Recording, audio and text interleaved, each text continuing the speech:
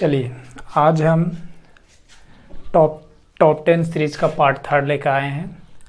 ठीक है, चलिए क्वेश्चन नंबर 1 को समझते हैं। एक गोलार्ध किसी त्रिज्या को 14 सेंटीमीटर, त्रिज्या 14 सेंटीमीटर है तो गोलार्ध की आयतन ज्ञात कीजिए। तो देखिएगा सॉल्यूशन, गोलार्ध का कहने का मतलब होता है कि गोले का आधा। तो गोले का आयतन क्या होता है? आयतन का फॉर्मूला क्या होता है? 4/3 पाई आर क्यू। ठीक है, तो गोलार्ध का क्या हो जाएगा? गोलार्ध यानी कि गोले का आधा, गोले का आधा हो जाएगा 2/3 पाई आर क्यू। तो इस पर हम फॉर्मूले पे बैठाते हैं। 2/3 इंटू पाई का मान होता है 22/7 into R Q. R Q मेरा 14 गुने 14, 7 दूना 14। इसको कैलकुलेशन कीजिएगा तो 5749.33 5749.33 मीटर सेंटीमीटर क्यू इसका सही आंसर होगा। तो कोई क्वेश्चन में था नहीं, सिर्फ इसका लैंग्वेज को समझना था कि एक गोलार्ध किसी त्रिज्या की त्रिज्या 14 सेंटीमीटर, तो गोलार्ध का आयतन ज्ञात कीजिए। तो गोले का आयतन होता है 4/3 पाई आर क्यू, इसका फॉर्मूला होता है। तो गोले का आधा को ही गोलार्ध बोला जाता है। तो गोलार्ध का आयतन 2/3 पाई आर क्यू। इस फॉर्मूला पे हमने जो क्वेश्चन में त्रिज्या दिया हुआ आर के जगह हम त्रिज्या बैठाए, इसका त्रिज्या आर क्यू 14 इंटू 40 इसको कैलकुलेशन किए तो 5749.33 इसका सेंटीमीटर क्यू इसका गोलार्ध का आयतन आएगा। ठीक है, चलिए क्वेश्चन को नोट डाउन और इसका सॉल्यूशन को नोट डाउन कीजिएगा।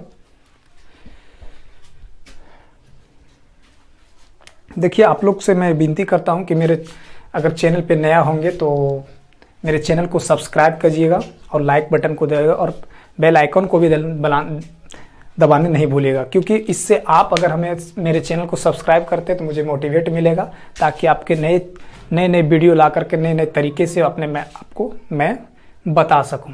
ठीक है, चलिए क्वेश्चन नंबर 2 पे आते हैं।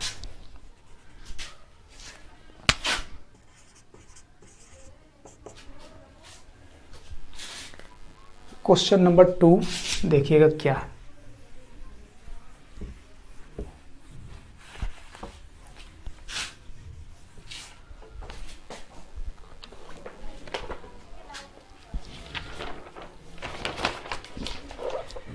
क्वेश्चन नंबर है, एक शहर की वर्तमान जनसंख्या 16,110 है, उसमें 26,110। ठीक है, 26,110 है। उसमें प्रत्येक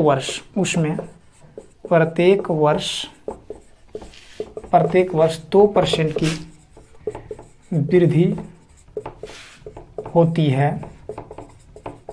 तो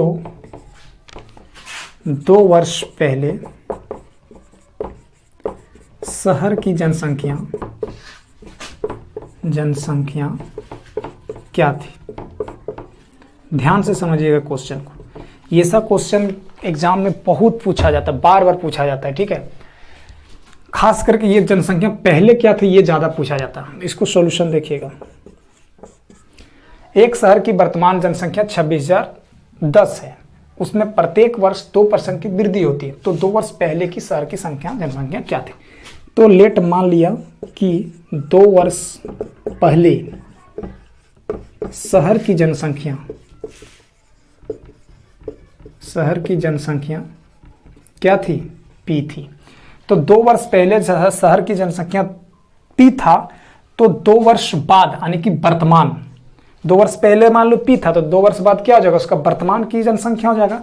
तो 2 वर्ष बाद हमें इसको इंक्रीज, क्योंकि प्रत्येक वर्ष 2% क्योंकि, तो 102/100 गुने 102/100। ठीक है, ये 2 वर्ष इंक्रीज हमने किया और ये किसके बराबर हो जाएगा? ये पहले और ये 2 वर्ष का इंक्रीज किया, यानी कि इसकी किसके बराबर हो जाएगा? वर्तमान के बराबर। तो वर्तमान की संख्या कितना हो जाएगा 26,110। और P बराबर हो जाएगा 26,110 गुने 100 बटे 102 गुने 102। इसको अगर सॉल्यूशन कीजिएगा, काटा पीटी कीजिएगा तो आपका आएगा 25,000। क्या आ जाएगा, इसको सॉल्यूशन कर लीजिएगा आप लोग, ठीक है, क्योंकि मुझे थोड़ा सॉल्यूशन करने में थोड़ा टाइम लग जाएगा तो वीडियो लंबा हो जाएगा। इसलिए इसकी 2 वर्ष पहले शहर की जनसंख्या कितना था, 25,000 थी। ठीक है, एक बार क्वेश्चन को फिर से समझ लीजिएगा। ये क्वेश्चन आप लोग को थोड़ा सा डाउट लगता होगा, हमको लग रहा है। देखिए, एक शहर की वर्तमान जनसंख्या 26,010 है, 26,010। तो 2 वर्ष पहले हमने संख्या को निकालने बोला, तो 2 वर्ष पहले संख्या को मैंने P माना। तो 2 वर्ष पहले, और अगर 2 वर्ष और उसमें ऐड कर दिया जाए, पहले था तो क्या हो जाएगा, वर्तमान के बराबर हो जाएगा। 2 वर्ष पहले था, लेकिन उसको हम 2 वर्ष और इंक्लूड कर देंगे तो क्या हो जाएगा, वर्तमान की संख्या हो जाएगा। तो 2 वर्ष जो प्रत्येक वर्ष इंक्रीज हो रहा है, तो P गुने 102 गुने 102 गुने बटे 100 करेंगे तो ये 2% की इंक्रीज हो रहा है। तो 2 वर्ष बाद वाला संख्या किसके बराबर हो जाएगा, वर्तमान का, क्योंकि 2 वर्ष पहले P को माना था। तो 2 वर्ष बाद हमने ये संख्या को लिखा 2% बढ़ा के, तो ये इसके बराबर हो जाएगा, वर्तमान की संख्या के बराबर।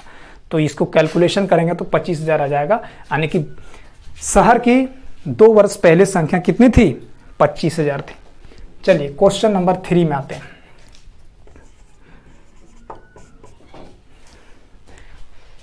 बस आप लोग से, बच्चों से यही से मैं रिक्वेस्ट करूंगा कि मेरे चैनल को, अगर नए होंगे मेरे चैनल पे, तो सब्सक्राइब जरूर कीजिएगा, ताकि हमें मोटिवेट मिले आप लोगों को मदद करने में, ठीक है। और किसी प्रकार का क्वेश्चन में कोई डाउट होगा तो हमें कमेंट बॉक्स में जरूर बताइएगा। चलिए क्वेश्चन नंबर में आते हैं 3 में। बोलता है, यदि 12 लीटर नमक का बिलियन में, यदि 12 लीटर नमक के बिलियन में, जिसमें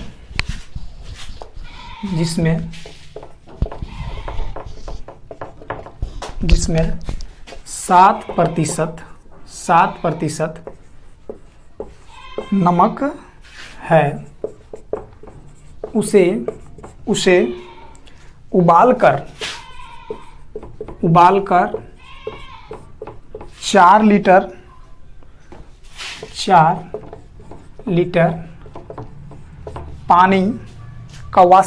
पानी का वाष्पीकरण कर दिया जाता है, कर दिया जाता है, तो शेष विलियन में नमक का प्रतिशत ज्ञात कीजिए। ठीक है, चलिए ध्यान से समझिएगा।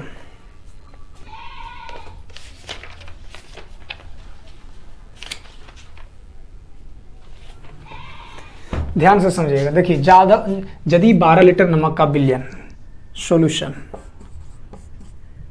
विलियन कितना है, 12 लीटर, कितना है, 12 लीटर, जिसमें से 7% नमक है। तो नमक का मात्रा निकाल लेते हैं। तो 12 का 7% कितना हो जाएगा, इसको अगर सॉल्यूशन कीजिएगा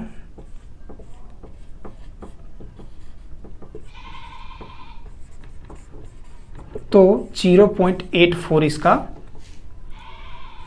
इकाई, इसका क्या हो जाएगा, मात्रा निकलेगा। अब शेष विलियन, क्योंकि जो 12 लीटर विलियन था उसको 4 लीटर उसे उबालकर वाष्पीकृत किया जाता है। शेष विलियन कितना जाएगा, 12 - 4 बराबर 8। ठीक है, 8 लीटर इसका विलियन बचा। अब यही 8 लीटर में बोलता है कि नमक का प्रतिशत क्या होगा। तो नमक का प्रतिशत हो जाएगा, परसेंटेज हो जाएगा 0.84 इसका निकला था, इसका वैल्यू, गुने 100 बटे 8। ठीक है, इसको काटो, 4 दूना 8, 4 दूना 8, 4 कम 4, 10.5%। इसका आंसर, सही आंसर क्या है? 10.5%। यानी कि जब नमक के विलयन को 4 लीटर को वाष्पीकरण करके उड़ा दिया जाता है, तब शेष विलयन में नमक की प्रतिशत 10.5% होगा। ठीक है, चलिए क्वेश्चन को उतार लीजिए और सॉल्यूशन को नोट डाउन कर लीजिए। किसी प्रकार के ये सब क्वेश्चन में डाउट होगा, अगर दिक्कत होगा तो हमें कमेंट बॉक्स में जरूर बताइएगा। लेकिन हाँ, इस सेशन को आप लोग ज्वाइन करना नहीं छोड़िएगा, और प्रत्येक जब भी वीडियो को अपलोड करते तो इस वीडियो को आप लोग जरूर, इस सेशन को जरूर ज्वाइन कीजिएगा। आप लोग देखिएगा कि कैसे how to increase 100% score in math में आप 100% स्कोर कैसे कर सकते हैं। ठीक है,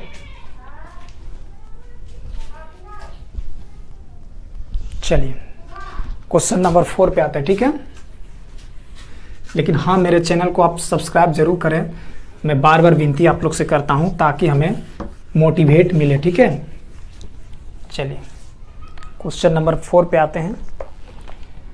बोलता है एक दुकानदार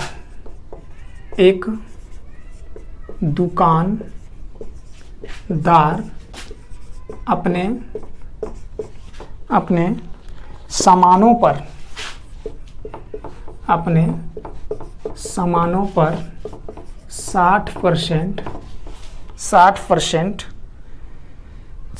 पर 60% बढ़ाकर लिखता है। कितना? 60% बढ़ाकर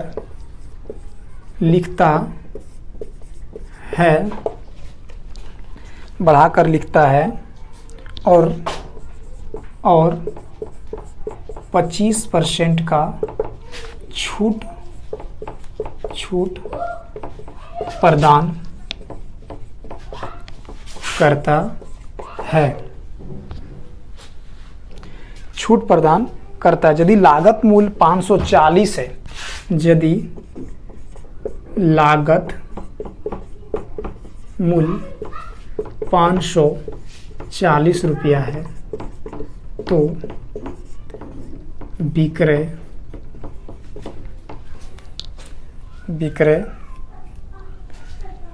मूल्य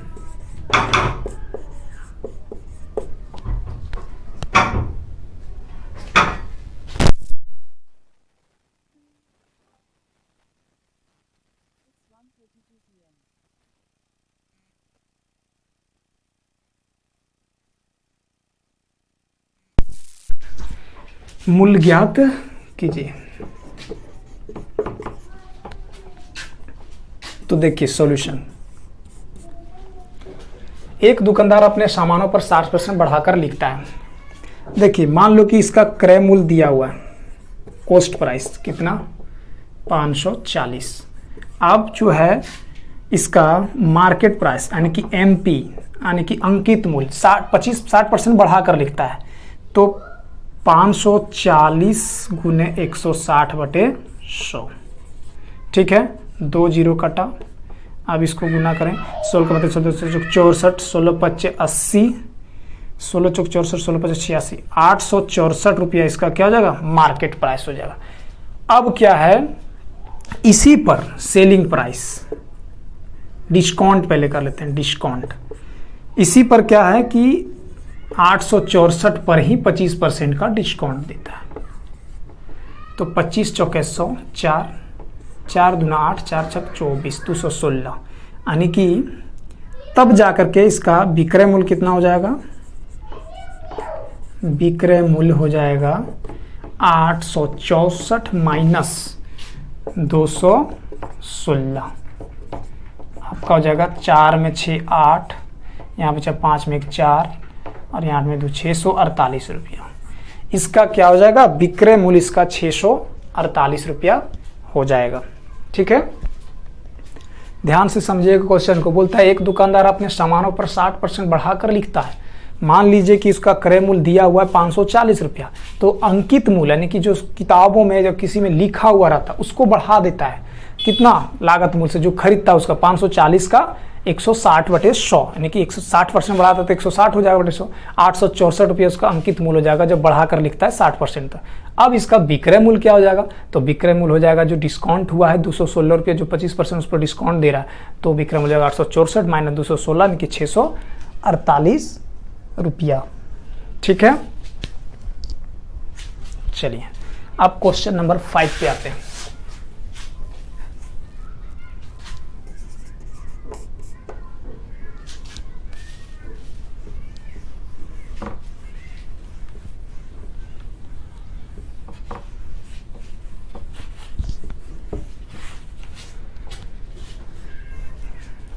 क्वेश्चन नंबर 5 देखिएगा।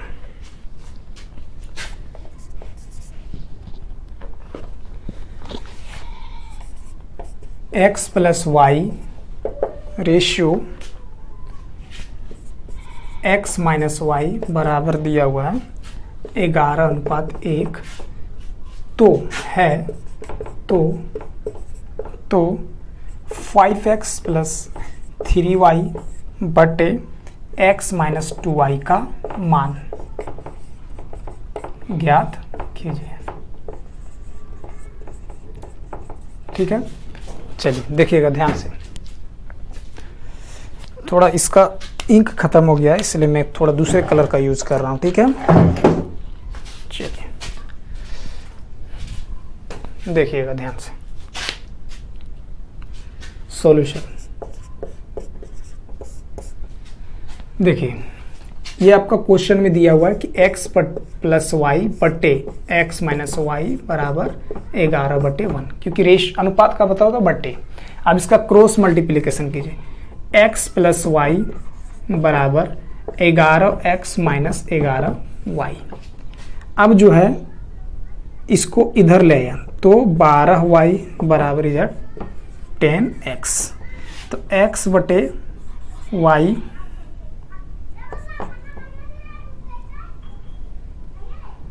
12/10। ठीक है, तब जाके x का मान हो जाएगा 12 और y का मान हो जाएगा 10। देन तब अब क्या करेंगे कि जो मेरा क्वेश्चन में दिया हुआ 5x प्लस 3y और x माइनस वाई, तो x और y का मान इसमें पुट कर देंगे। तो 5 इंटू एक्स का मान है मेरा 12 प्लस 3 इंटू 10 बटे 12 माइनस y का मान कितना है 10। ठीक है, ओ सॉरी,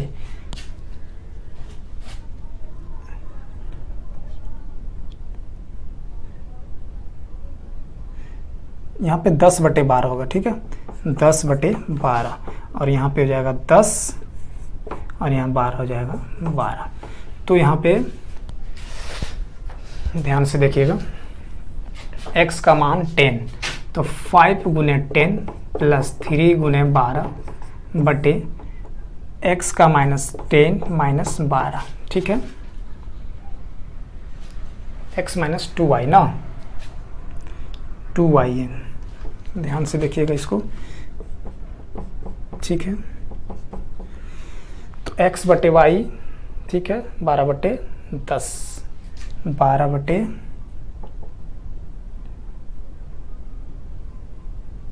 12/10 सही है, 12/10 ही होगा। x बराबर 12 और y बटे 10, तो x बराबर 5 गुने 12 प्लस 10 और ये हो जाएगा आपका 12 माइनस 2 गुने 10, यहाँ पे 2 है। ठीक है, अब 12 25 60 प्लस 3 30 और ये हो जाएगा 12 माइनस 8 90 बटे माइनस 8, ये हो जाएगा 45/4।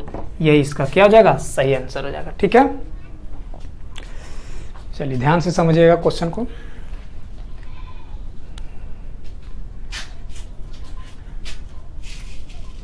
चलिए क्वेश्चन नंबर 6 पे आते हैं। ठीक है,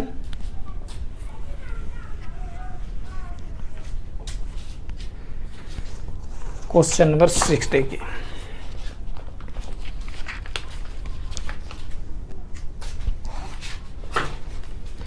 क्वेश्चन नंबर 6, बोलता है ए किसी कार्य को अकेले, ए किसी कार्य को अकेले, ए किसी कार्य को अकेले 20 दिनों में, 20 दिनों में बी उसी कार्य को अकेले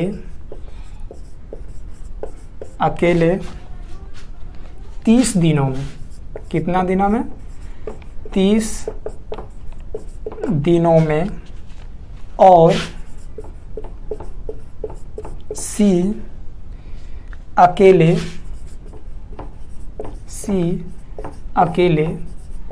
उसी कार्य को 60 दिनों में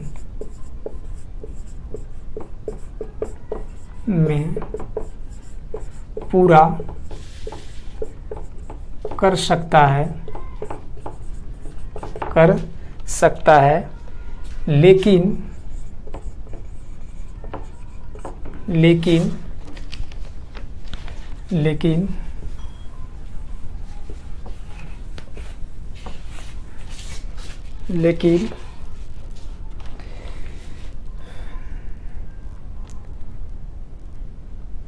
बी और सी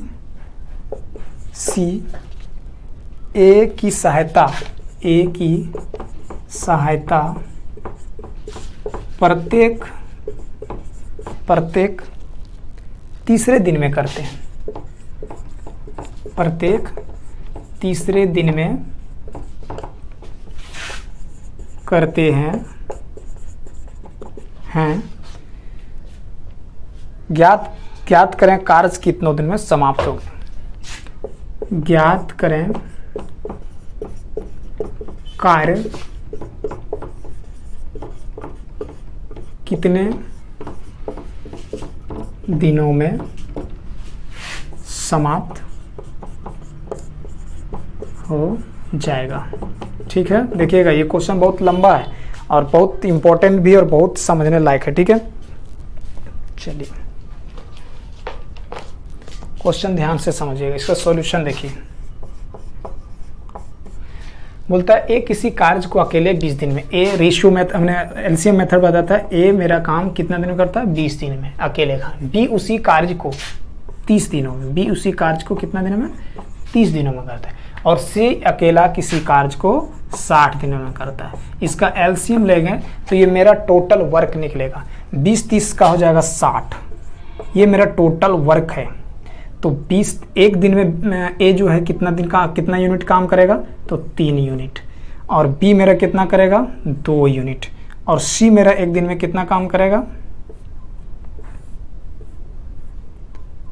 1 यूनिट। टोटल तीनों मिल करके एक दिन में कितना करेगा? 6 यूनिट। ठीक है, अब देखिए क्वेश्चन को ध्यान से समझिएगा। अकेले उसी कार्य को 60 दिन में करता है। देखिए ए 20 दिन में किसी कार्य को 30 दिन में और सी 60 दिन में, तो टोटल जो एलसीएम लिए टोटल वर्क हुआ, एक दिन में टोटल वर्क हुआ। अब क्या है कि ए जो है एक दिन में कितना काम करता है, तो इसका एलसीएम लेंगे 20-30 3 यूनिट, यानी कि ए एक दिन में 3 यूनिट काम करता है और बी 2 यूनिट और सी एक दिन में 1 यूनिट काम करता है। अब आगे बोलता है लेकिन बी और सी ए की सहायता से प्रत्येक तीसरे दिन में ए की सहायता प्रत्येक तीसरे दिन में करते हैं। बी और सी जो है ए की सहायता प्रत्येक तीसरे दिन में करता है। तो सबसे पहले 2 दिन का ए का 2 दिन में कितना यूनिट काम करेगा? ए मेरा 2 गुने 3 यानी कि 6 यूनिट काम करता है। कितना? ए जो है 2 दिन में 6 यूनिट काम करता है। अब तीसरे दिन में क्या होता है कि सी का सहारा ले लेता है। ठीक है, बी और सी का सहारा लेता है तीसरे दिन में। तो तीसरे दिन में बी का सहारा लेता है तो कितना? बी और सी का 3 5 1 6, यानी कि अब क्या होता है कि 6 यूनिट तीसरे दिन में सहायता ले लेता है। तीसरे दिन में कितना यूनिट काम होता है? तीसरे दिन में किसके सहायता से? सी की सहायता से, ए की सहायता से।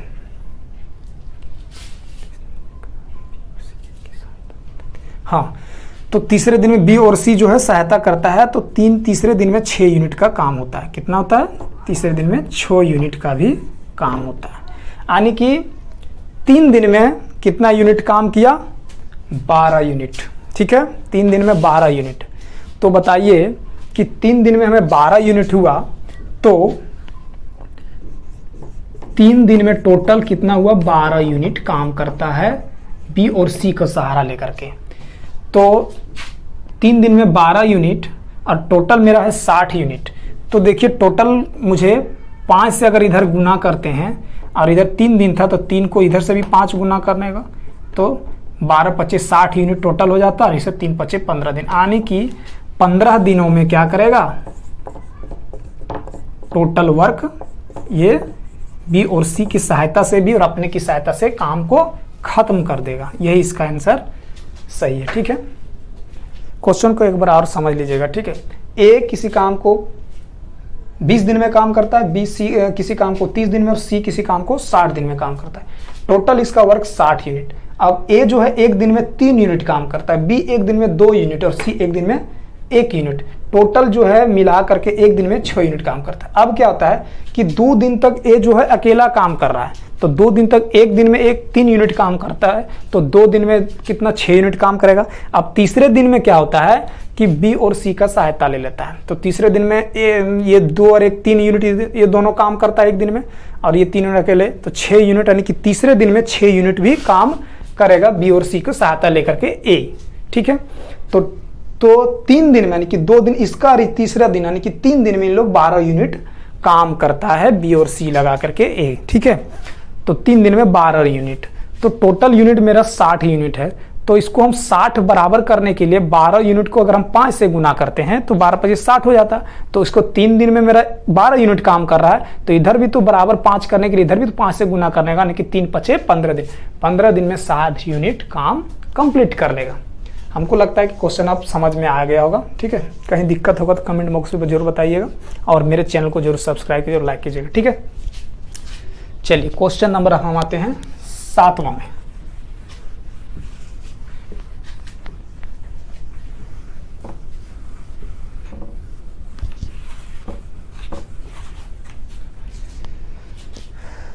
क्वेश्चन नंबर 7, ध्यान से देखिए। बोलता है एक बढ़ई एक कपबोर्ड को 64 घंटे में बनाता है। एक बढ़ई एक कपबोर्ड को 64 घंटे में बनाता है। 16 घंटे बाद वह विराम लेता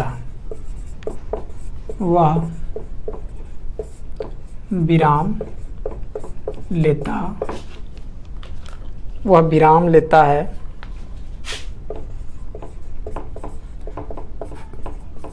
कपबोर्ड का कितना भाग अभी भी बनना बाकी है? कपबोर्ड का कितना भाग अभी भी बनना बाकी है। ठीक है, चलिए सॉल्यूशन को देखिए। बोलता है एक बढ़ई एक कपबोर्ड को 64 घंटे में बनाता है। एक कपबोर्ड को कितने घंटे में? 64 घंटे में बनाता है पूरे कपबोर्ड को। 16 घंटे बाद वह विराम लेता है। तो बताइए 16 घंटे बाद 1 घंटे में,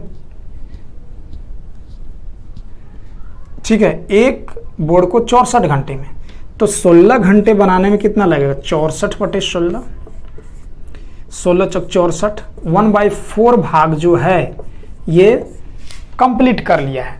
तो अभी भी बाकी कितना है? शेष भाग कितना बचा है? शेष भाग देखिए 4 में 1 भाग जो है बना है, तो 4 में 1 भाग बना है, कि 3 भाग 3/4 भाग अभी भी बाकी है। ठीक है,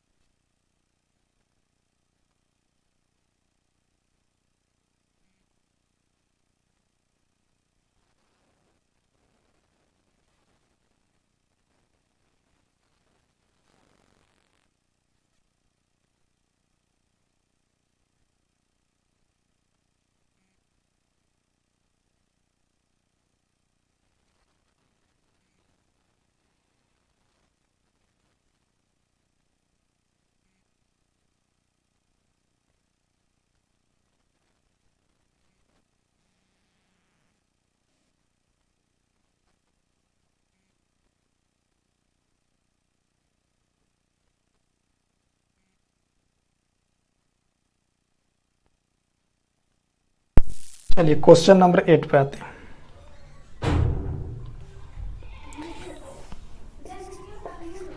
दीवार की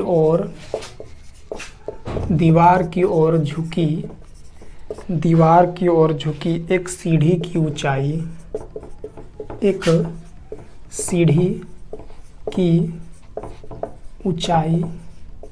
दीवार की झुकी और एक सीढ़ी की ऊंचाई का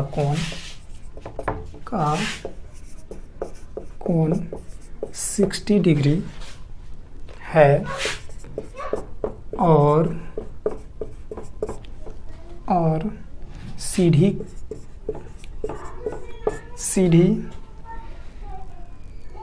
सीढ़ी का पैर दीवार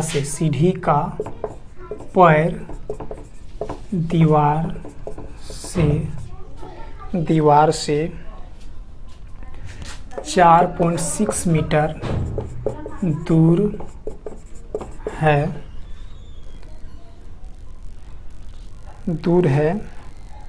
सीढ़ी की लंबाई ज्ञात कीजिए। सीढ़ी की लंबाई ज्ञात कीजिए।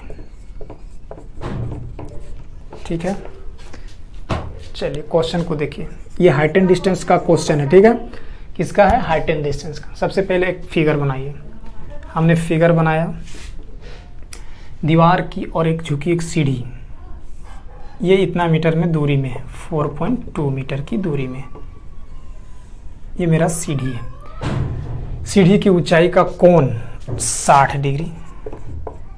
सीढ़ी के पैर दीवार से इतना मीटर, तो बोलता है कि सीढ़ी की लंबाई इसका ज्ञात करने बोल रहा है।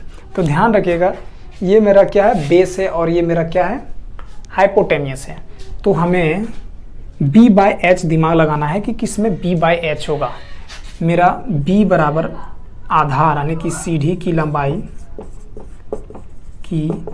लंबाई बराबर x, और ये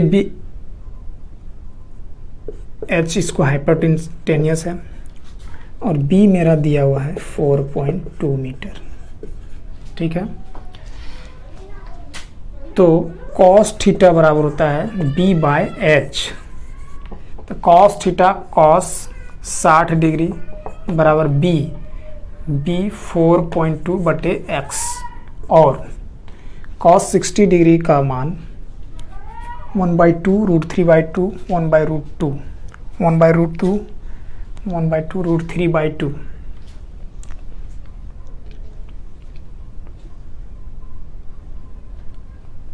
1/2 बराबर B 4.2 बटे x, और x बराबर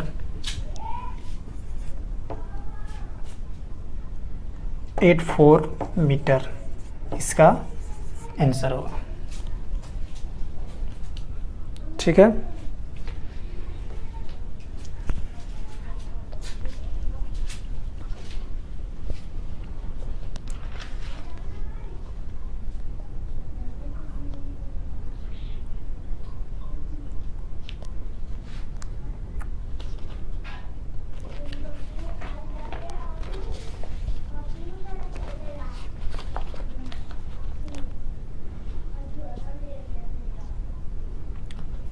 अब क्वेश्चन नंबर 8, 9 और 10 को आप लोग को होमवर्क देते हैं, आप लोग बना के लाइए। चलिए इसको 2 क्वेश्चन होमवर्क है, उसे कंप्लीट करके लाइएगा। ठीक है, चलिए क्वेश्चन नंबर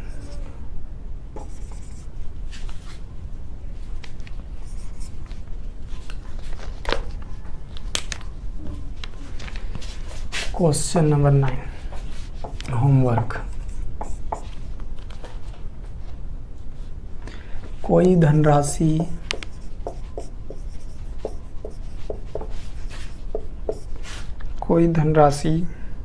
चक्रवृद्धि ब्याज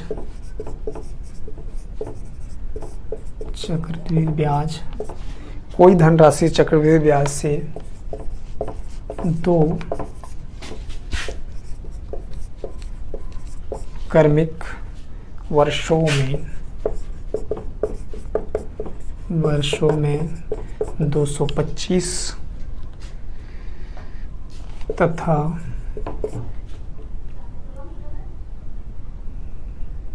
$238.5 हो जाता है तो ब्याज की वार्षिक दर क्या होगा? तो ब्याज की वार्षिक दर ज्ञात कीजिए।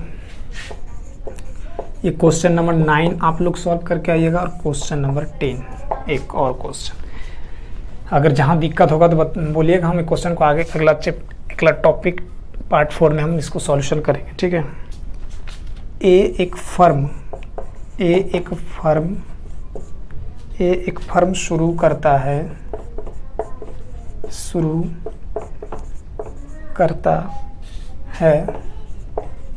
फर्म के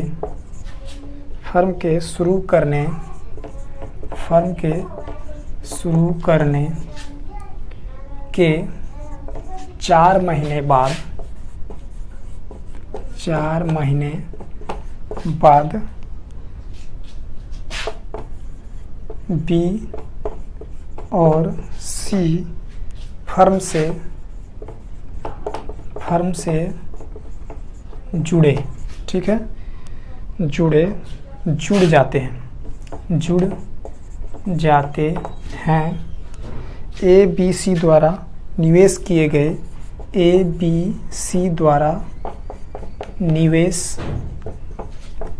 किए गए राशियों का अनुपात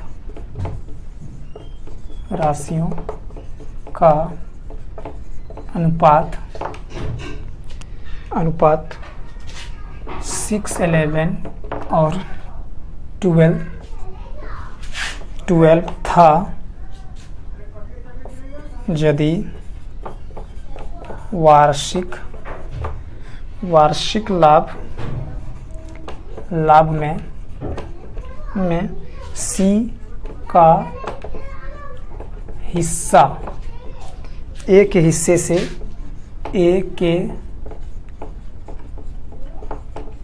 से 720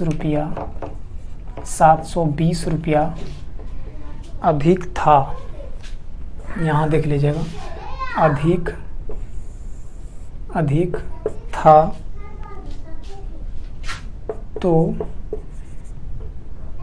फर्म द्वारा अर्जित किया गया कुल वार्षिक लाभ क्या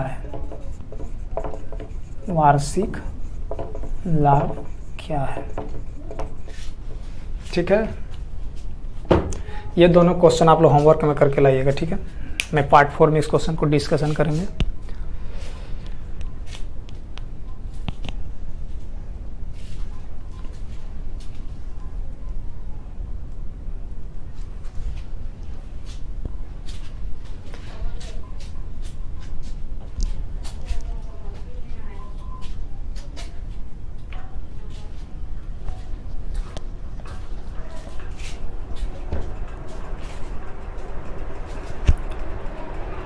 चलिए आज मैं इतना ही देर तक क्लास को रखते हैं, आज यहीं पे क्लास को ऑफ करते हैं, ठीक है। चलिए मेरे चैनल को आप लोग जरूर सब्सक्राइब कीजिएगा ताकि मुझे मोटिवेट मिलेगा, और लाइक ज़रूर कीजिएगा, और इस सेशन से ज़रूर जुड़े रहिएगा, ठीक है। जब भी वीडियो अपलोड करते हैं तो उसे ज़रूर देखिएगा, आप लोग देखिएगा कि मेरा मैथ का स्कोर कैसा इंक्रीज होता है, ठीक है। चलिए बाय, टेक केयर।